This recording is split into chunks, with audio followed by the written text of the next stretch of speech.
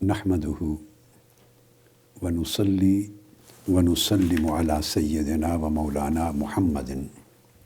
رسوله النبي الأمين المكين الحنين الكريم الرؤوف الرحيم. أما بعد،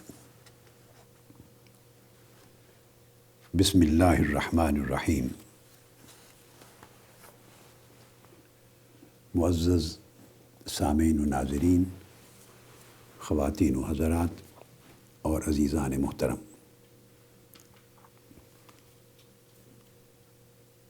الحمدللہ تعالی ہم نے اللہ جل مجدہ کی توفیق سے پچھلی نشست میں ام المومنین سیدہ عائشہ صدیقہ رضی اللہ تعالی عنہا کی روایت کردہ حدیث کے حوالے سے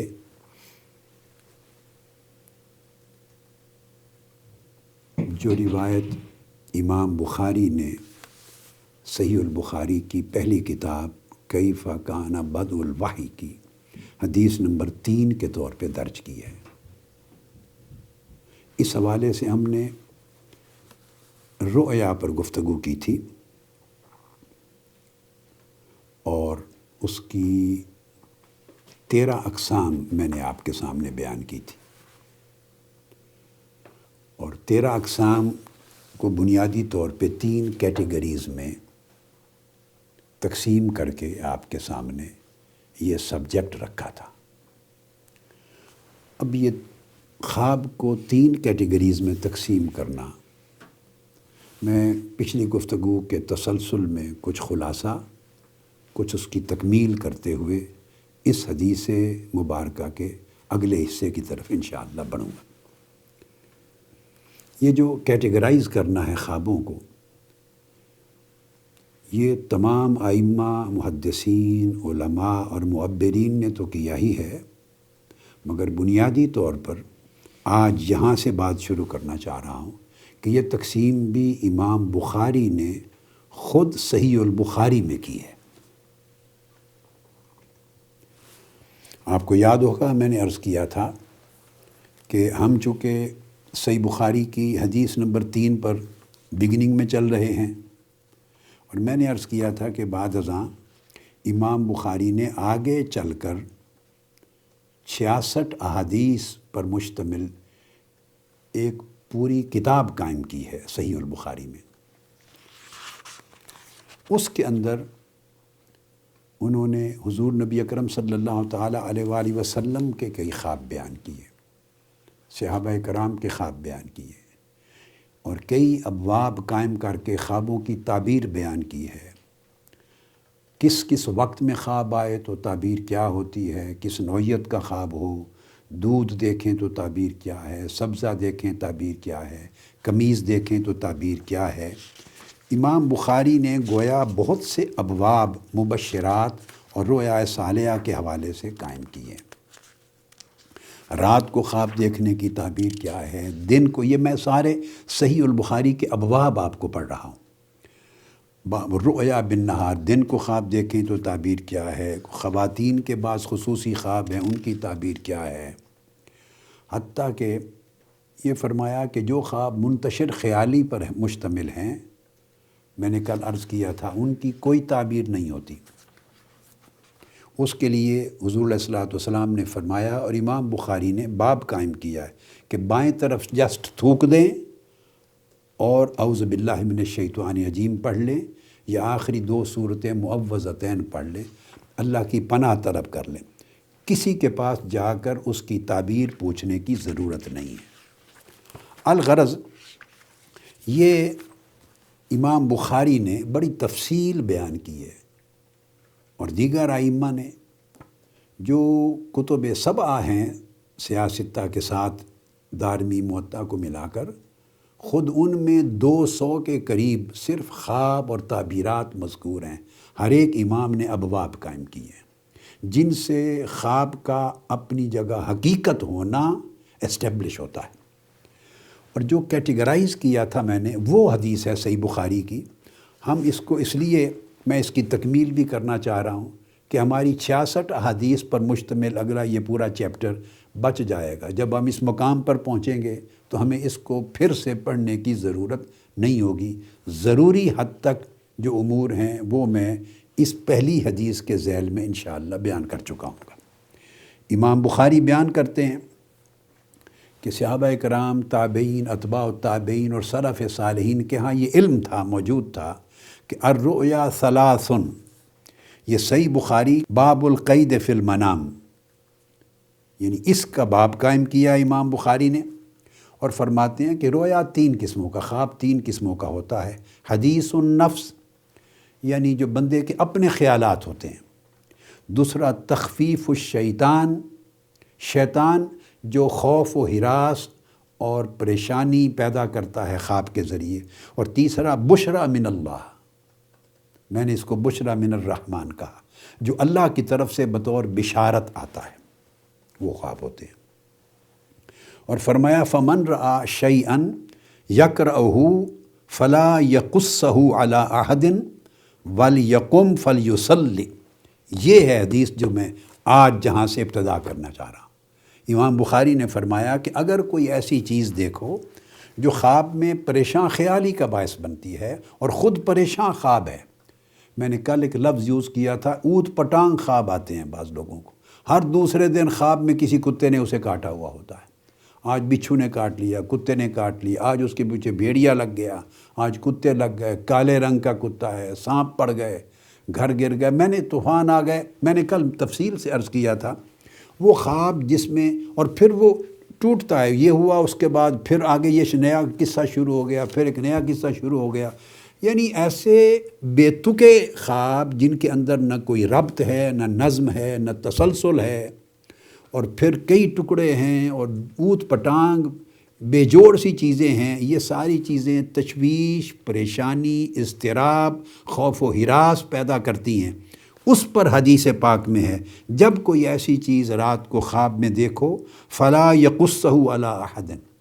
اب اس خواب کو لے کر کسی شخص کے پاس مت جاؤ۔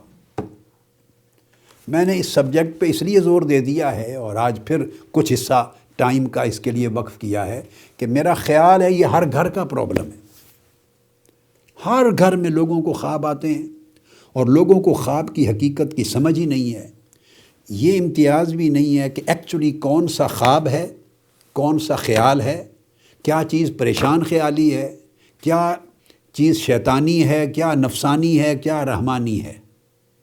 اور کیا نیری پریشانی ہے۔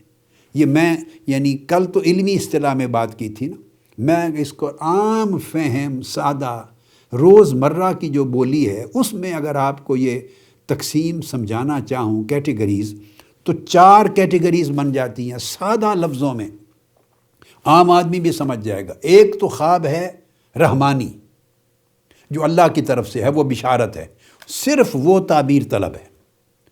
اور اس کی تعبیر آپ نہیں کر سکتے، اس کے لیے معبر چاہیے، سائنٹسٹ چاہیے جو اس سائنس کا، ڈریمز کی سائنس کا ماہر ہو، علماء صالحین، فہم، تدبر، حکمت والے جو فن تعبیر سے آگاہ ہیں، یہ رحمانی۔ دوسرا خواب ہے شیطانی، وہ تخفیف اور تعزین ہے، خوف زدہ کرنے کے لیے، تو ائمہ نے کہا اور آقا علیہ السلام نے فرمایا، وہ بھی کسی کو بیان کرنے کی ضرورت نہیں، تو شیطانی بھی نکل گیا۔ تیسرا خواب ہے نفسانی، جو نفس کی حالتوں کی عکاسی کرتا ہے خواب۔ اس پر میں آج تھوڑی گفتگو کرتا ہوں، اس پر کل بات نہیں ہوئی۔ اس کا تعلق تربیت اور رہنمائی کے ساتھ ہے، اور خاص طور پر ان لوگوں کے لیے ضروری ہے جن کو دین کی فکر ہے،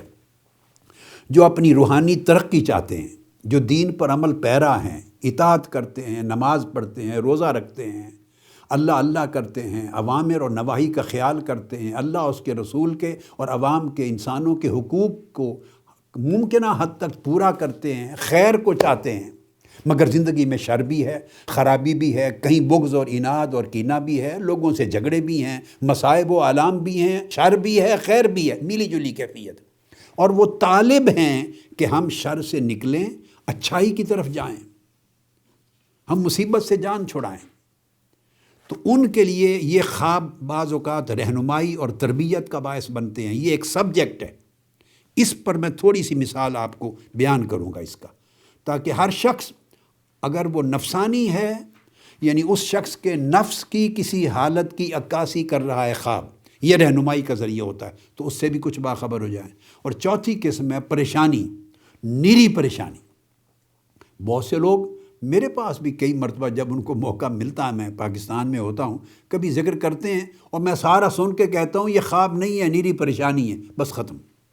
پریشانی کی کوئی تعبیر نہیں ہوتی۔ تو بہت سے خواب تو پریشان خیالی ہوتے ہیں،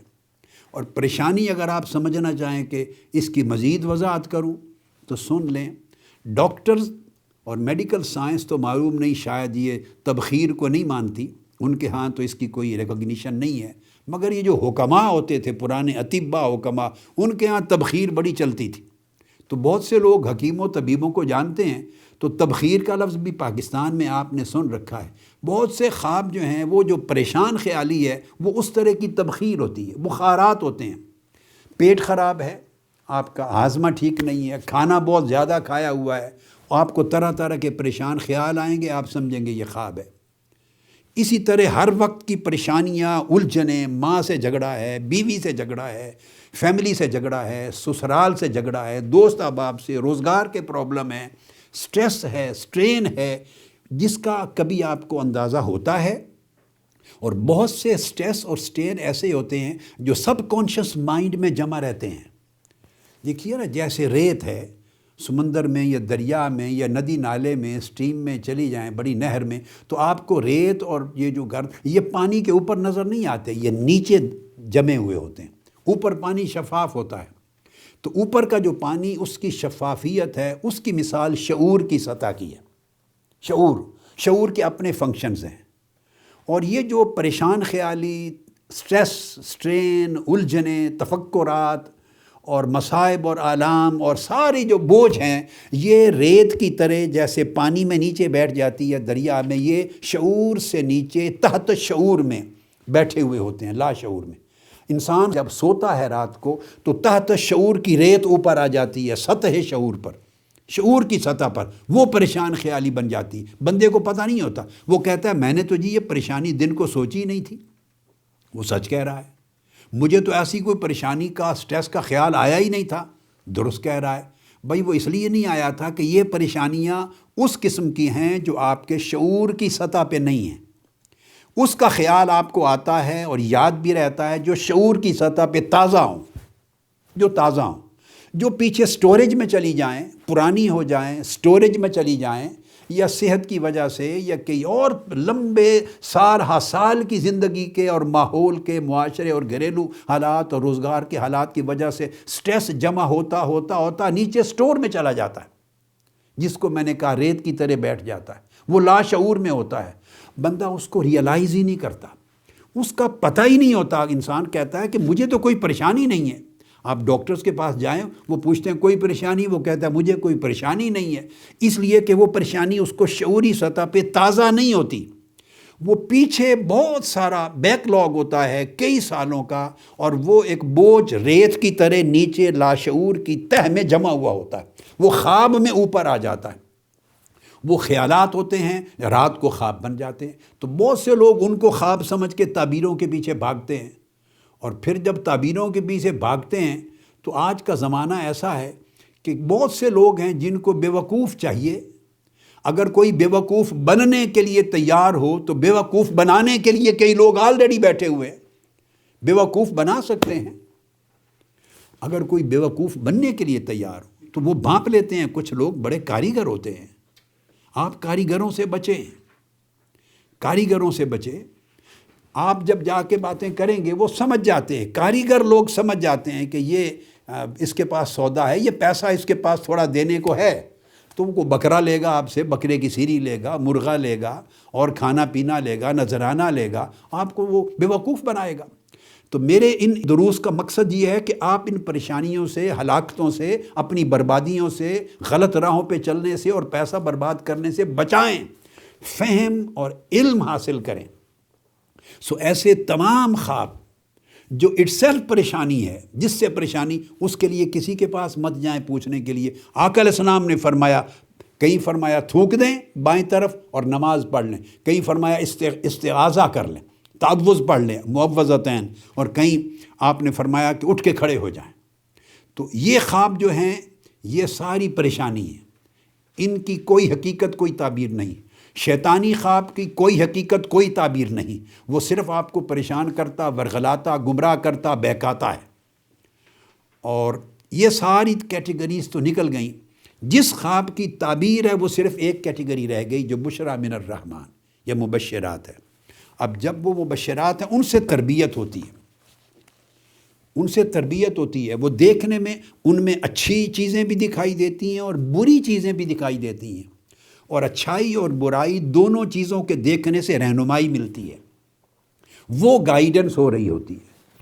مثلا اچھی چیزوں میں ان جنرل آپ کو بتا دوں، انبیاء علیہ السلام کی زیارت ہو سکتی،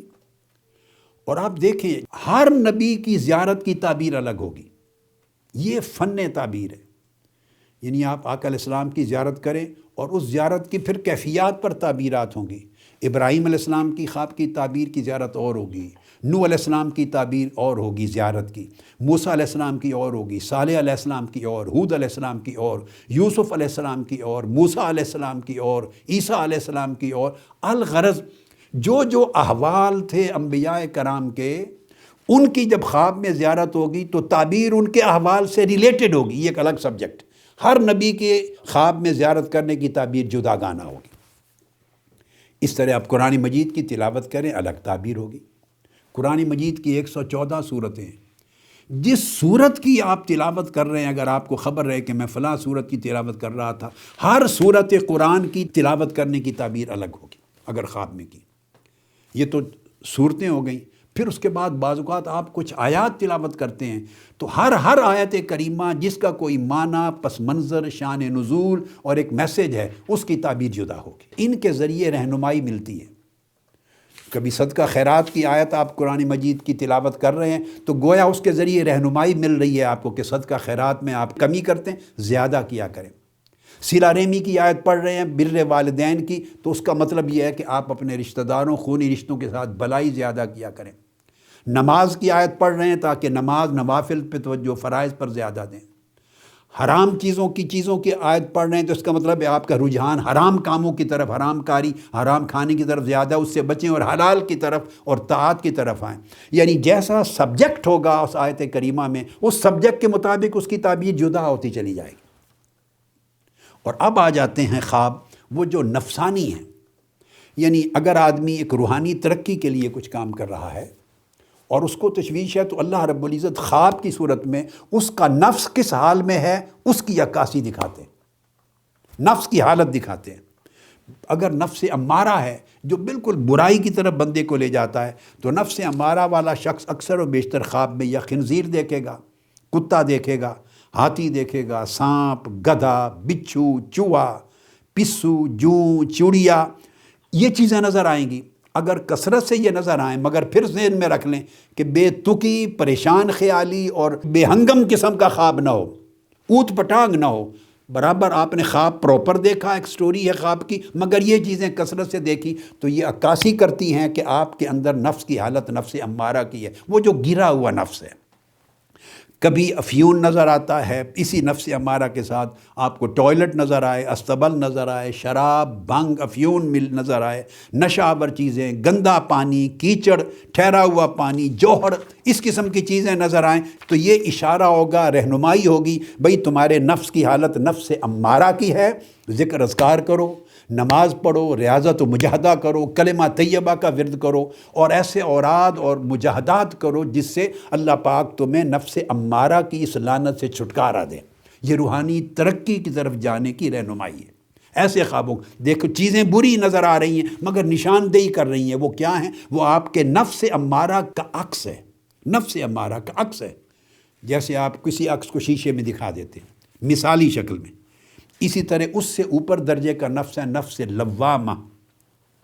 نفس لوامہ جب پہنچتا ہے تو وہ اور بہتر ہو جاتا ہے، وہ برائی پر ملامت کرتا ہے اور اچھائی کی طرف لے کے چلنے والا رفتہ رفتہ بن جاتا ہے، ضمیر زندہ ہو جاتا ہے۔ اگر نفس لوامہ ہو تو ایسے شخص کا جو خواب ہے اس میں بھیڑ بکریاں اکثر و بیشتر نظر آئیں گی، گائے، اونٹ، مچھلی. اب دیکھیں یہ حلال جانور ہے کھانے والے، کبوتر، بطخ، مرغی، درخت، کھجور، میوے، پکا ہوا کھانا، کبھی بغیر زین کے گھوڑا، پکی ہوئی روٹی، عمارتیں، محلات، شہد، گنا، شربت، سیرپ، ایسی چیزیں نظر آئیں گی. اب یہ دیکھا موسٹلی یہ چیزیں حلال ہیں. اس کا مطلب ہے آپ کا نفس اب محرمات، حرام کام سے، پلیدی سے، نجاست سے نکل کے حلال کی طرف جا رہا ہے. تو اگر یہ ہو تو گویا اللہ کا شکر ہے، اس پر اور اطاعت کریں، اور نماز پر پختگی کریں، اور تلاوت کریں، روزہ رکھیں، نیکی کی طرف جائیں، نفس کا محاسبہ کریں، اور اچھی صحبت اپنائیں، تگ و دو کریں نیکی کو بڑھانے اور گناہ کو کم کرنے کی، کہ آپ کا سفر شروع ہو گیا. تو یہ بھی تربیت و رہنمائی کا اسپیکٹ ہے. اس کے بعد اس سے اوپر جب آپ نکل جاتے ہیں تو نفس ملہمہ ہے، جو نیکی کے خیالات کو آپ کے اندر الہام کرتا ہے، انسپریشن دیتا ہے، آپ کو نیکی کے خیالات جنم دیتا ہے اور آپ کو نیکی کی طرف رغبت دلاتا ہے، موٹیویشن پیدا کرتا ہے نیکی کی طرف. اگر وہ نفس ملہمہ ہو جائے تو اس کی بڑی عجیب صورت ہے. اس کے اندر پھر آپ کو اکثر، مگر یہ وہ کیفیت ہے، اس میں نیکی کا بھی حملہ ہوتا ہے، بدی کا بھی حملہ ہوتا ہے. اس میں روحانی خصائل بھی ہوتے ہیں، حیوانی خصائل بھی ہوتے ہیں. یہ ایک ایسا کرٹیکل سچویشن ہوتی ہے. تو اس میں لنگڑا خواب میں نظر آتے ہیں لوگ، بہرے نظر آتے ہیں، گونگا، مست، مدہوش، ہیجڑا، غلام، آزاد کردہ غلام نظر آئے، یا کوئی سپاہی نظر آئے، جاسوس نظر آئے، جوا باز شخص نظر آئے، پہلوان نظر آئے، مسخرہ نظر آئے، چوکیدار نظر آئے، قصہ گو نظر آئے، قصاب، دلال، چور، بہانہ ساز، بینگا، اندھا، مریض، ٹی بی کا مریض، ایسے لوگ نظر آئیں تو ان لوگوں سے پتہ چلے کہ یہ شخص نفس ملہمہ کے ایریا میں داخل ہو گیا ہے. یعنی اب یہ نفس ملہمہ کی کیفیت وہ ہے کہ یہاں پیچھے سے نکل آیا ہے مگر بڑے رسک کے رینج میں ہے. یہ گر بھی سکتا ہے، پیچھے آگے بھی جا سکتا ہے. یہ خواب نشاندہی کرتے ہیں کہ اس طرح میرے نفس کی حالت ہے. اور جب نشاندہی ہوتی ہے پھر وہ تربیت لے علماء سے، صالحین سے، اللہ کے نیک بندوں سے، کہ پھر اور کون کون سے نیک کام کرے، کون کون سے اذکار ہیں، کون سے اوراد اور عبادات ہیں، معاملات میں، انسانی حقوق کی ادائیگی میں کون کون سی نیکیاں ہیں، والدین کے ساتھ، اعزا اقارب کے ساتھ، خونی رشتہ داروں کے ساتھ، دوستوں کے ساتھ، غریبوں کے ساتھ، معاشرے کے لوگوں کے ساتھ، دین کی خدمت میں، قرآن کی تلاوت میں، نعت خوانی کے سننے میں، اللہ کا ذکر کرنے میں، کیا کیا اعمال ہیں، صالحات ہیں جو مجھے مزید مستحکم کریں اور میری حالت کو لے کے آگے جائیں. یہ رہنمائی ہے. پھر اس کے بعد چوتھا درجہ آ جاتا ہے نفس مطمئنہ کا. اگر نفس مطمئنہ نصیب ہو جائے یہ نیری صالحیت ہے. یہاں سے تو ولایت کے احوال شروع ہو جاتے ہیں.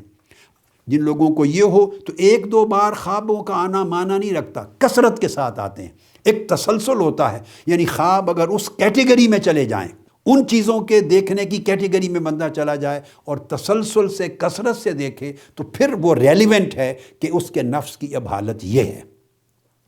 کبھی کبھار کوئی بھی اچھا خواب کسی کو آ سکتا ہے. اب اس میں جب اگر آدمی نفس مطمئنہ میں آ جائے تو اس میں کعبۃ اللہ کی زیارت ہوتی ہے، مسجد نبوی کی زیارت ہوتی ہے، انبیاء علیہ السلام کی زیارت کثرت سے ہوتی ہے، مدینہ طیبہ کی زیارت، مکہ معظمہ کی، بیت المقدس کی، نیک صالح مشائخ کی، صالح عادل حکمرانوں کی، جامع مسجد کی، مدرسہ کی، قرآن اور حدیث، تفسیر حدیث کی کتابوں کی ہو، یا نیک صالحین کے گھروں کی زیارت ہو، یا ان کی مجالس کی. یہ نفس مطمئنہ میں ہونے یا نفس مطمئنہ کی طرف جانے کی علامتیں ہیں. اسی طرح اگر تیر نظر آئے، کمان، تلوار، خنجر، بندوق، کتابیں، یہ بھی نفس مطمئنہ کی علامت بنتی ہیں کہ آپ یا اس میں اس کی طرف جا رہے ہیں یا اس میں داخل ہو گئے. تو یہ وہ خواب ہیں جن کو بشرا من الرحمن کہا میں نے، بشرا من اللہ، مبشرات، جو رہنمائی دیتے ہیں. تو یہ خواب ایک چینل آف گائیڈنس ہے، مگر اس کے لیے پھر آپ کو گائیڈ جس سے پراپر پوچھیں اور رہنمائی کر کے آگے پھر راستے طے کریں. اس کے بعد پھر نفس راضیہ ہے. جب آپ اللہ پر راضی ہو جاتے ہیں، اللہ آپ کو جس حال میں رکھتا ہے راضی ہوتے ہیں. اگر وہ نفس کی کیفیت ہو گئی ہے تو فرشتے بھی نظر آئیں گے، جنتیں نظر آئیں گی، حوریں نظر آئیں گی، براق نظر آئیں گے، غلمان یعنی جنت کے حوال نظر آئیں گے، زیورات نظر آئیں گے، جنتی پوشاک نظر آئیں گے. اس میں نفس راضیہ کے مقام پہ چاند کثرت سے نظر آئے گا، سورج کثرت سے نظر آئے گا. اور اس سے آپ اوپر چلے جائیں گے تو چاند اور سورج میں بھی جایا کریں گے، چلے جائیں، یہ خواب بھی آپ کو آئیں گے نفس مردیہ کے مقام پہ جب آپ پہنچتے ہیں۔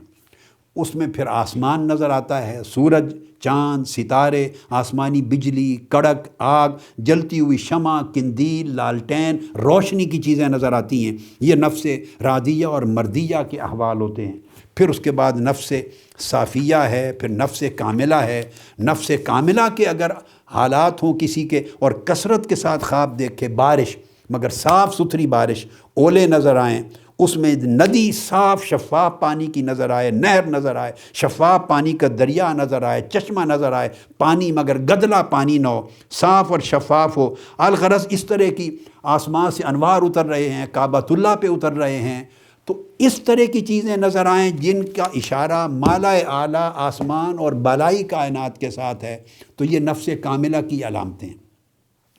یہ میں نے چیزیں آج اس لیے بیان کر دی تاکہ اندازہ ہو کہ یہ جو خواب ہے جس کو سیدہ عائشہ صدیقہ رضی اللہ تعالیٰ عنہ فرما رہی ہیں کہ آقا علیہ الصلوۃ والسلام کی وحی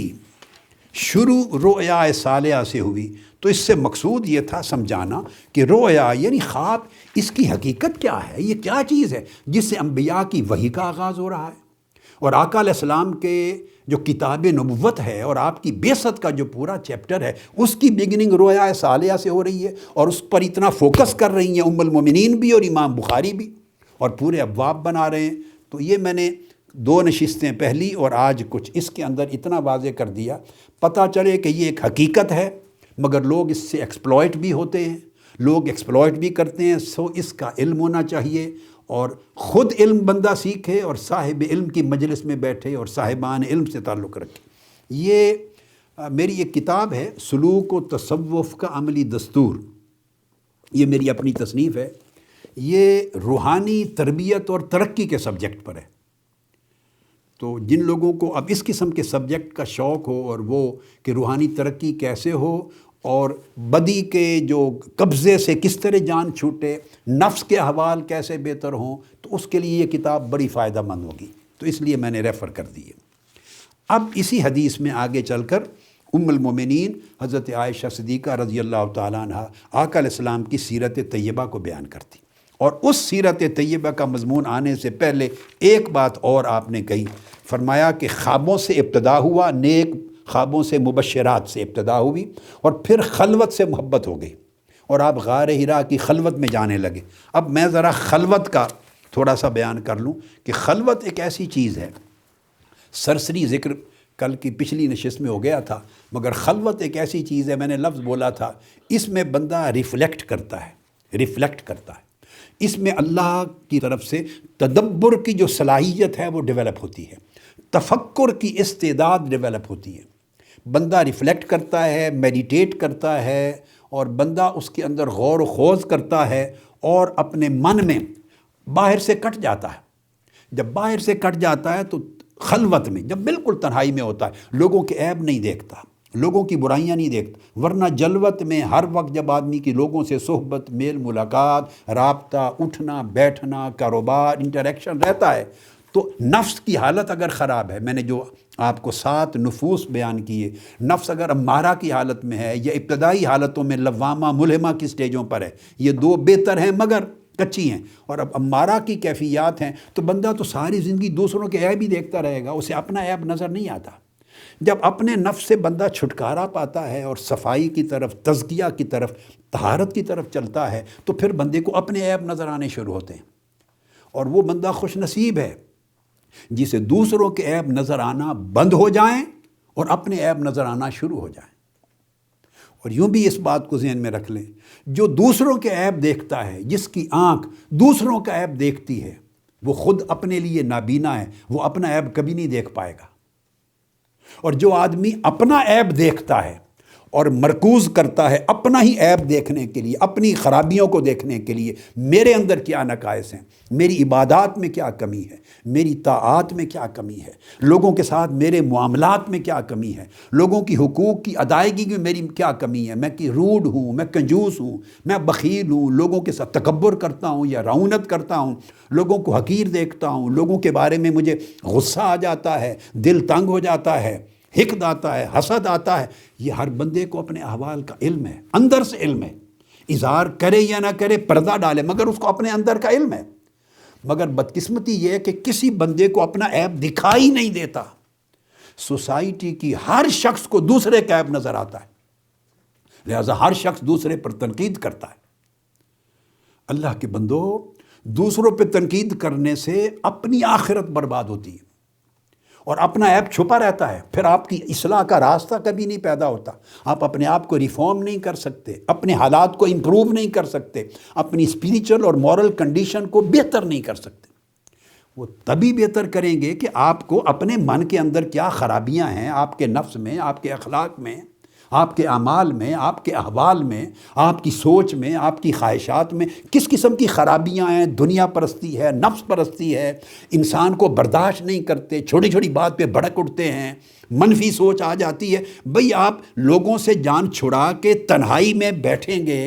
اور اپنے من پر کنسنٹریٹ کریں گے اور اپنے آپ کو پڑھیں گے۔ یہ کتاب ہے، من ایک کتاب ہے، اس کو پڑھیں، لوگوں کو پڑھنا چھوڑ دیں، اپنے من کی کتاب کو پڑھیں، اپنے اندر کی کتاب کو پڑھیں، اپنے اخلاق، اپنی عادات، اپنا مزاج، اپنی طبیعت، اس کتاب کو پڑھیں۔ پھر آپ کو نظر آئے گا کہ میں کہاں کھڑا ہوں یا کہاں کھڑی ہوں۔ جب اس کو پڑھیں گے تو پھر آپ کو اس من کو صاف کرنے، اجلا کرنے، ستھرا کرنے کی فکر بھی ہوگی، اور اس کا راستہ خلوت سے کھلتا ہے۔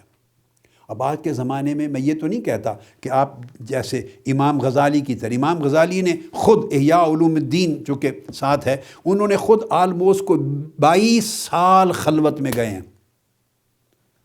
امام غزالی خود اپنی کتاب المنقذ من الضلال میں لکھتے ہیں کہ لگ بھگ 2 سال تو خلوت انہوں نے بیت المقدس میں قبہ صخرہ میں کی ہے، یہ جو ڈوم آف راک ہے، القدس،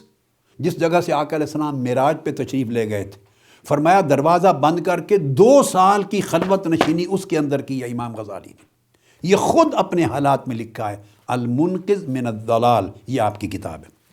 2 سال تو قبہ صخرہ کی، جو اسراء اور معراج کا مقام ہے آقا علیہ السلام۔ آپ دیکھیں نا ان کا عقیدہ،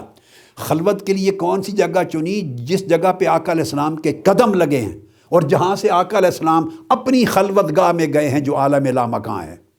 جہاں اللہ کے ساتھ ملاقات کی ہے، یہاں سے چڑھے ہیں اور یہاں اترے ہیں، اس جگہ 2 سال خلوت کی ہے امام غزالی نے۔ تو خلوت کے لیے ایسی جگہوں کا انتخاب کرتے جس جگہ سے بھی برکات اور انوار ملتی۔ اس کے بعد امام غزالی نے اپنے اسفار، سفروں میں خلوت کی ہے، اور سفروں کے دوران لگ بھگ 10 سال خلوت نشینی مجموعی طور پہ کی ہے۔ امام غزالی نے خود بیان کیا ہے کہ میں نے اہتمام کیا اور ملازمت یعنی مداومت اختیار کی ہے لگ بھگ 10 سال تک خلوت میں اپنے سفروں کے دوران۔ اس میں پھر حرمین شریفین کی خلوت بھی ہے، اور اس میں باقی جہاں جہاں جاتے رہیں اس کی خلوت ہے۔ اور 11 سال خلوت آپ نے صرف بغداد میں کی۔ بغداد میں ایک ٹاور تھا، اس ٹاور کے اندر ایک حجرہ تھا، اس کا دروازہ بند کے 11 سال امام غزالی رحمۃ اللہ تعالی علیہ 11 سال خلوت نشین ہیں۔ غزالی ایسے نہیں ہر کوئی بن جاتا، رازی اس طرح نہیں بنتے، رومی اس طرح نہیں بن جاتے، اس کے لیے محنتیں صرف ہوتی ہیں۔ زندگی کے طویل طویل زمانے من میں ڈوب کر پہلے اپنے اندر کی کتاب پڑھتے ہیں، تو اس خلوت میں اندر کی کتاب پڑھی جاتی ہے، اور پھر پڑھ کے اس سے علم، جب آپ اس کی طہارت کرتے، تزکیہ کرتے ہیں، تو پھر من، آپ کا جو قلب اور باطن ہے یہ صاف ہوتا ہے، اجلا ہوتا ہے تزکیہ تصفیہ کے پروسیس سے، پھر اس کا تعلق مالائے اعلیٰ کے ساتھ جڑ جاتا ہے۔ آپ ناسوتی دنیا میں رہ رہے ہوتے ہیں مگر ملکوتی دنیا سے جڑ جاتے ہیں، مگر اس جڑنے کا راستہ خلوت سے نکلتا ہے۔ آپ ہر روز گھر میں چند لمحے کی خلوت کر لیا کریں، کام کاج سے، پڑھائی سے فارغ ہو کے جیسے نماز پڑھیں، نماز کے بعد کچھ دیر مراقبے کی حالت میں خلوت کی کیفیت میں بیٹھ جایا کریں، کچھ لمحوں کے لیے دنیا سے کٹ جائیں، نماز کو خلوت بنائیں۔ نماز میں جتنی رغبت ہوگی آپ کی، جتنا رجوع ہوگا اللہ، جتنی توجہ اللہ کی طرف کامل ہوگی۔ یہ نماز کے لیے قبلہ رخ کیوں متعین کیا ہے؟ کہ اللہ رب العزت کو محتاجی ہے، یہ بات سمجھنے والی ہے کہ اس رخ پر کھڑے ہو کے نماز پڑھو تو میری عبادت ہوگی نہیں، اگر ادھر کر لو تو ادھر اللہ نہیں ہے۔ اینما تولوا فثم وجہ اللہ، جدھر منہ کر لو ادھر ہی اللہ کا چہرہ ہے، اللہ کا رخ ہے، اس کو محتاجی نہیں ہے، مگر وہ آپ کے اندر ایک توجہ کی عادت ڈالنا چاہتا ہے۔ اس کا گھر ہے، یہ کعبۃ اللہ ہے۔ آپ دنیا میں 8 10 ہزار میل کے فاصلوں پر، 5000 میل کے فاصلوں پر بیٹھے ہیں، اب کعبۃ اللہ نظر تو نہیں آ رہا، مگر جہت کعبہ ہے، جہت سے توجہ ہے، سمت ہے کعبہ کی، اس سمت کی طرف اپنے چہرے کو کرنا۔ اور اگر نماز میں خالی چہرہ اس سمت کر لیا اور دل کا چہرہ ادھر نہ ہوا، روح کا چہرہ ادھر نہ ہوا، سوچوں کا چہرہ ادھر نہ ہوا، من کی طلب اور محبت اور رغبت اور شوق کا چہرہ ادھر نہ ہوا، تو اس جسمانی چہرے کے ادھر خالی کر لینے سے نماز تو ادا ہو جائے گی، فرض ادا ہوگا، مگر اس کی جو خیرات اور برکات اور انوار و تجلیات ہیں اس سے محروم رہیں گے۔ تو جس طرح یہ جسمانی چہرہ ہم کعبہ کی طرف کرتے ہیں، اس طرح قلبی چہرہ رب کعبہ کی طرف کیا جائے، دھیان کا چہرہ بھی ادھر ہو، گیان کا چہرہ بھی ادھر ہو، پھر آدمی اس نماز کو خلوت بنائے، اللہ کے حضور حاضر ہو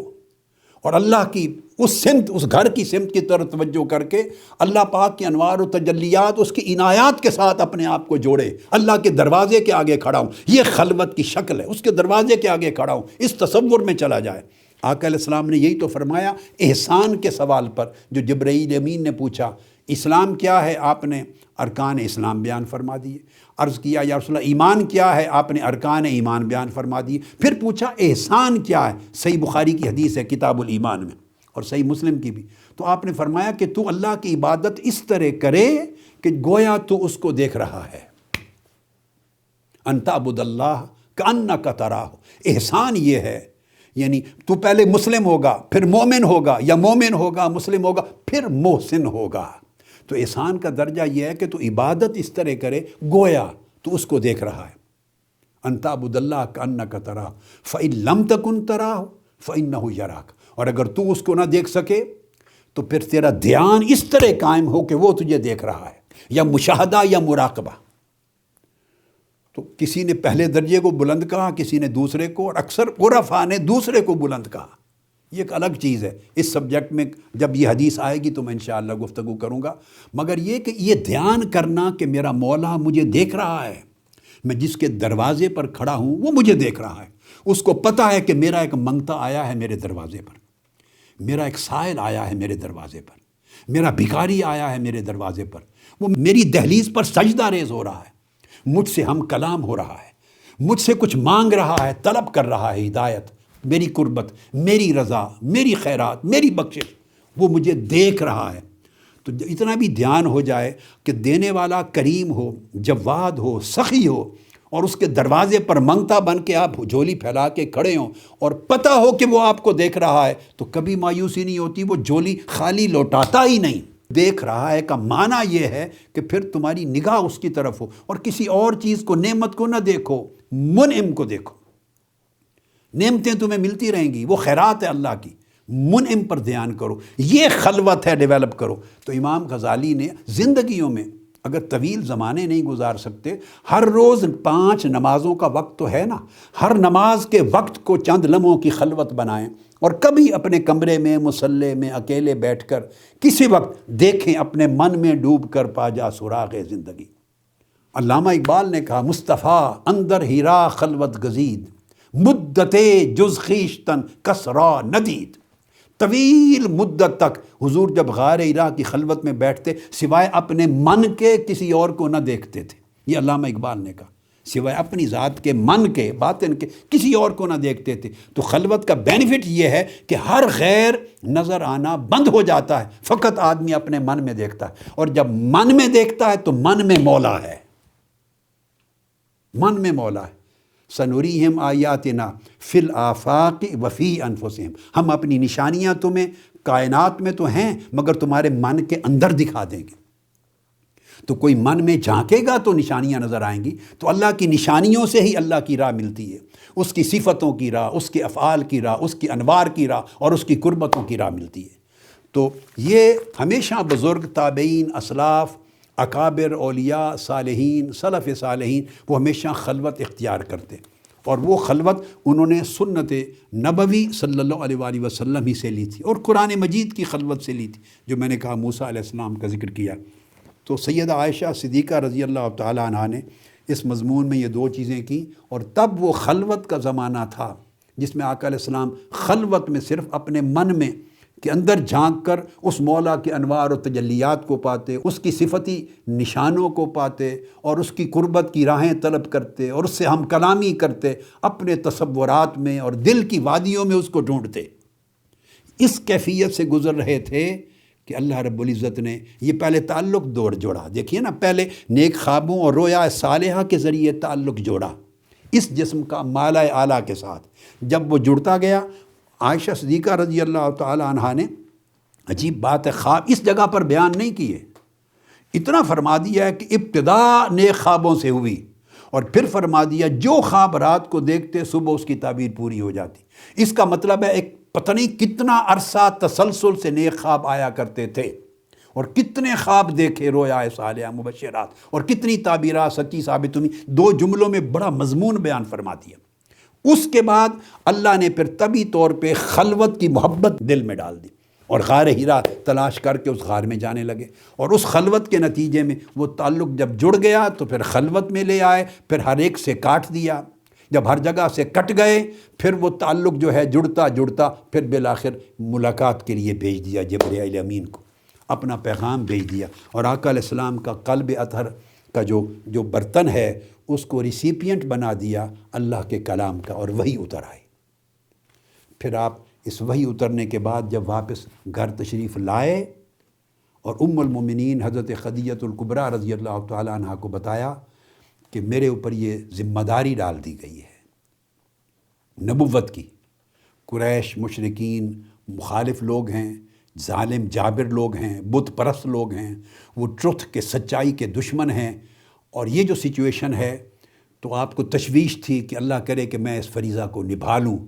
اور یہ بوجھ جو ہے اللہ پاک اس کو اٹھانے کی میری مدد فرمائے۔ اس موقع پر حضرت خدیجہ الکبریٰ رضی اللہ تعالیٰ عنہا نے آقا علیہ السلام سے گفتگو کی، اور خود آپ سے آپ کی سیرت طیبہ بیان کی کہ میں نے تو 15 سال ہو گئے تھے اس وقت آقا علیہ السلام سے آپ کی شادی کو، 15 سال میں نے 15 سالوں میں اور اس سے قبل آپ کے تجارتی سفر کے حوالے سے آپ کی جو سیرت دیکھی ہے وہ ان خوبیوں پر مشتمل ہے۔ ایسی سیرت رکھنے والے شخص کو اللہ رب العزت کی مدد کبھی رک نہیں سکتی، آپ کامیاب و کامران ہوں گے۔ وہ پہلا بیان سیرت ہے، آقا علیہ السلام کی سیرت طیبہ کا بیان ہے، اور اس کو بیان کیا ہے ام المومنین خدیجہ الکبریٰ رضی اللہ تعالیٰ عنہا نے۔ وہ بیان کرنے والی ہیں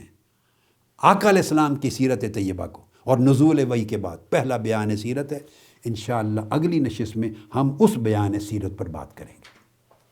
شکریہ، والسلام علیکم ورحمۃ اللہ وبرکاتہ۔ سب سے پہلے نئی ویڈیوز کو حاصل کرنے کے لیے شیخ الاسلام ڈاکٹر محمد طاہر القادری کے آفیشیل یوٹیوب چینل کو سبسکرائب کریں اور بیل آئیکن کلک کریں۔